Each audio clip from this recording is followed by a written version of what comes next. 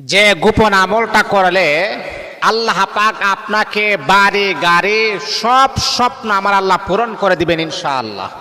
কারণ এটা আমার কথা নয়, এটা আমার মন গড়া কোনো বানানো কথা নয়। রাসূল আকরাম সাল্লাল্লাহু আলাইহি ওয়াসাল্লাম 1400 বছর আগে বলেছেন, এই আমলটা করো তাহলে তোমাদের হাজত আল্লাহ পাক পরিপূর্ণ করে দিবেন।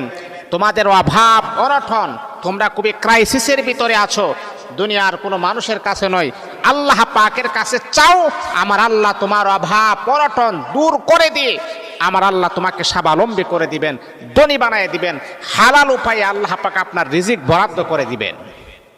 দেখুন, ধনী হওয়া এটা কোনো হারামের কোনো বিষয় না। আপনি যদি হালালভাবে ধনী হতে চান এটা তো জায়েজ, এটা তো ভালো। আপনার নিয়তটা যদি সহি থাকে, আল্লাহ তুমি যদি আমাকে স্বাবলম্বী বানাও, তুমি যদি আমাকে ধনী বানাও, তুমি যদি আমাকে টাকা পয়সার মালিক বানাও, তাহলে আমি অসহায় গরিব মিসকিন তাদের পাশে আমি দাঁড়াবো। অনেক মাদ্রাসা আছে, ইয়েতিম ছেলেরা লেখাপড়া করে, তাদের পাশে আমি দাঁড়াবো।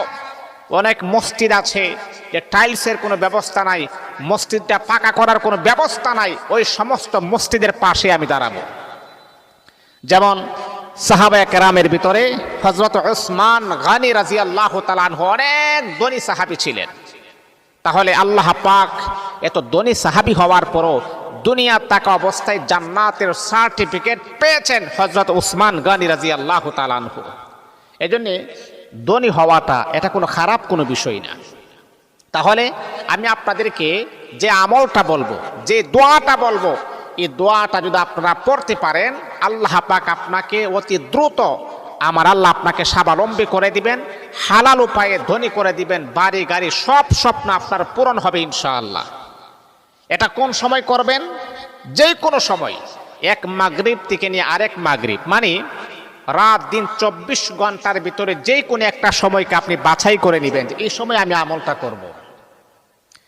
আর আমি ম্যাক্সিমাম সময় আমি বলি, দেখেন আমরা অনেকে আমাকে প্রশ্ন করেন, অনেকে আমাকে বলেন, হুজুর আপনি যে আমলগুলা দেন প্রত্যেকটা আমল তো করি, কোনো রেজাল্ট তো পাচ্ছি না। তা আমি আমার ভাইকে জিজ্ঞাসা করি যে ভাই আপনি যে রেজাল্ট পাচ্ছেন না, আসলে বলেন তো আপনি 5 ওয়াক্ত নামাজ পড়েন কিনা? তখন মুচকি হাসি দিয়ে বলেন, না হুজুর আমি তো পড়ি না। কেন পড়েন না? কি কারণে আপনি পড়েন না আপনি জানেন না? আমি প্রায় সময় আমল করার ক্ষেত্রে আমি আপনাদেরকে বারবার অনুরোধ করি, বলি যে আমল গ্রহণযোগ্য হবে তখন যখন আপনি 5 ওয়াক্ত নামাজ পড়বেন। যখন এই আল্লাহ তাআলার বান্দা শোনো, আল্লাহ পাক রব্বুল আলামিন কোরআনুল কারীমে